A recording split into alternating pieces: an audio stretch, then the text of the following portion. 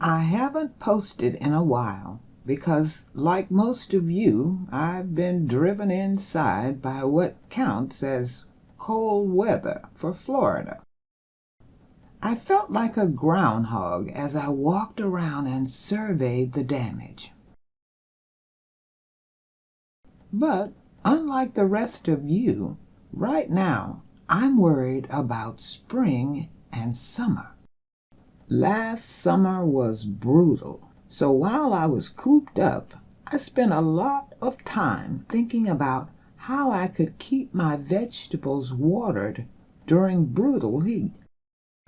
If you ever think I don't listen to my subscribers, this should let you know just how much you help me.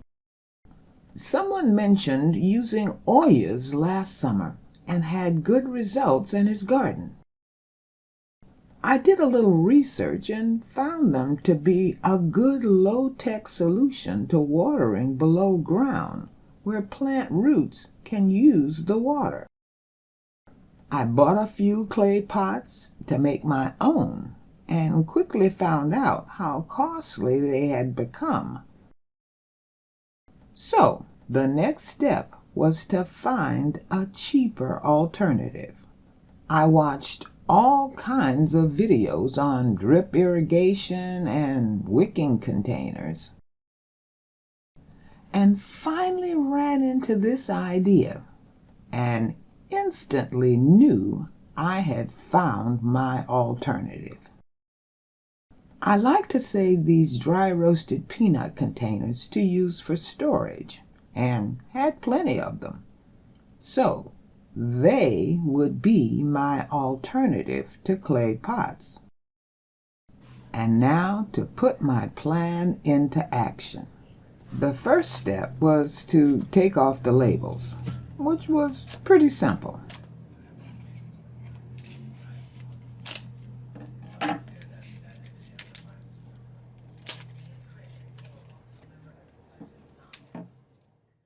And from my research, I learned I needed to make holes as small as possible to recreate the seeping that occurs with clay pots. I thought about using a tiny drill bit, but settled on a sewing machine needle. It has a tiny point, but also a larger head that would allow me to use a small hammer to make the holes. It worked like a charm as I made holes around the different levels of the container.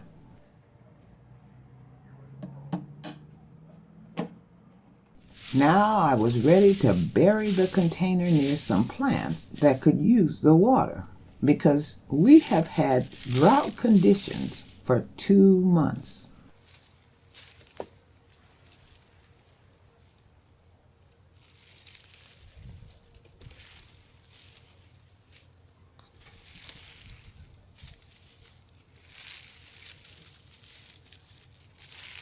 I made sure to press the soil down around the container to get it in nice and tight, because later I needed to be able to tighten the lid without the container shifting around.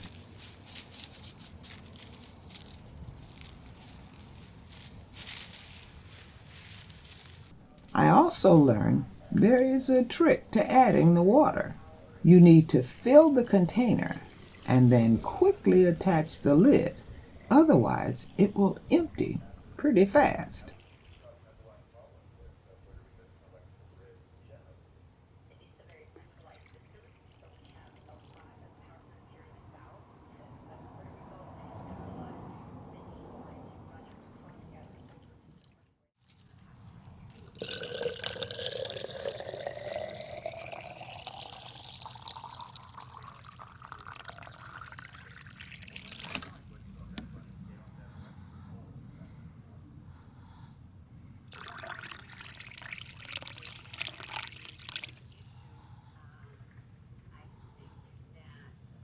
Once I fill the container, you can see the bubbles where the water is seeping out to wet the ground around it.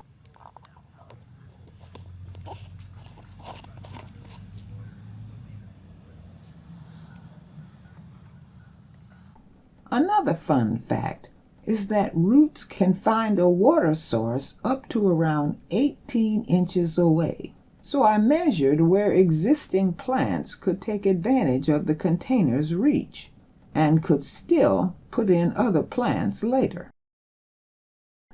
I ended up putting in 3 plastic containers and really liked the idea of the red lids to help me quickly locate where I'd buried the containers. In fact, I liked the idea so much, I decided to do an even larger container for the bed I plan to use for tomatoes.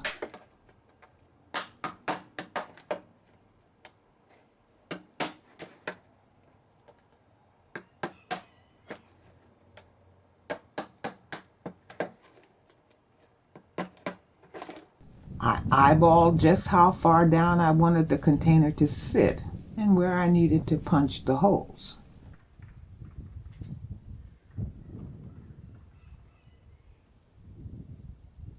With that done, I dug the hole to position the container in the bed. With 2 months of drought conditions, the soil was pretty dry.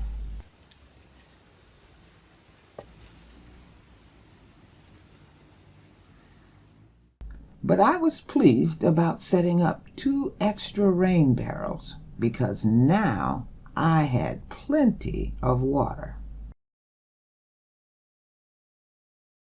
Filming the large container was a little tricky because I had to hold the camera while pouring the water and then quickly get the cap on before all the water could drain out. But as soon as I tightened the cap, I could see the bubbles form as the water was going out to the really dry soil.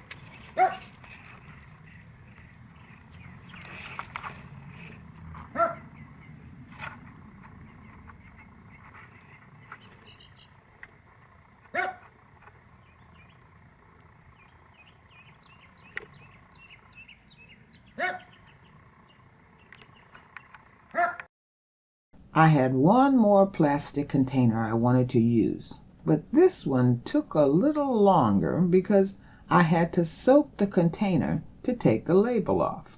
I let it soak overnight, and the soaking seems to have done the trick because once I was able to lift up an edge, I could then slowly pull off the label.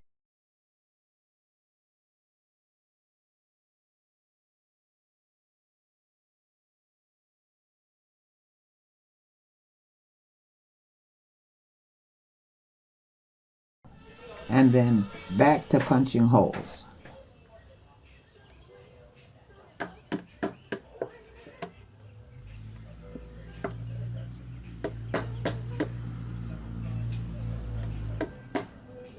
I set this container a little higher because I planned to add more soil later. But by now, I was a pro at setting up the system.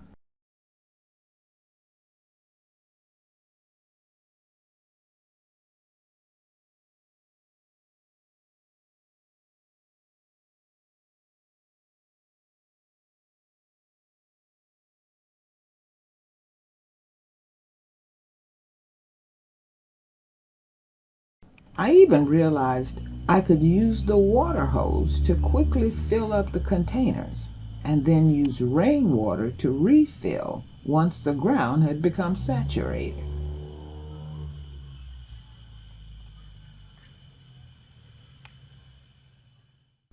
With all the plastic containers in, I came back and used the clay pots I ordered. I put caulking in the bottom hole to contain the water and let it sit overnight to be sure the caulking had hardened. Some people I saw used a cork, but the caulking was easier for me. Putting in the clay pots meant I could be sure that plants would have a number of places to find a water source underground.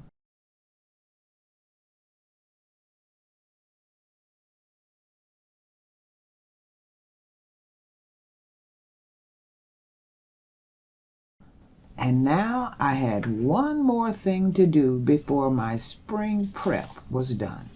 That was to set up a 2-cup system for my tomato seedlings. I guess you could say this too is a self-irrigation system because first you add soil to the cups with holes in the bottom. Then add stones to the second cup for the first one to sit on.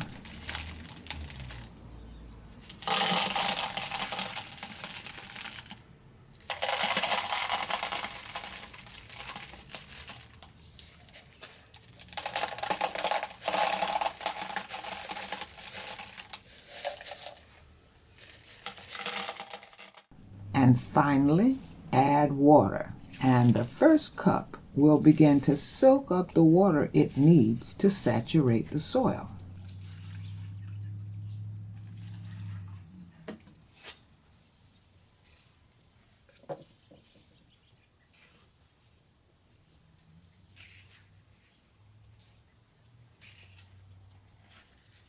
I'll add my tomato seeds later, and this will allow them to get a good growth start before adding them to the beds.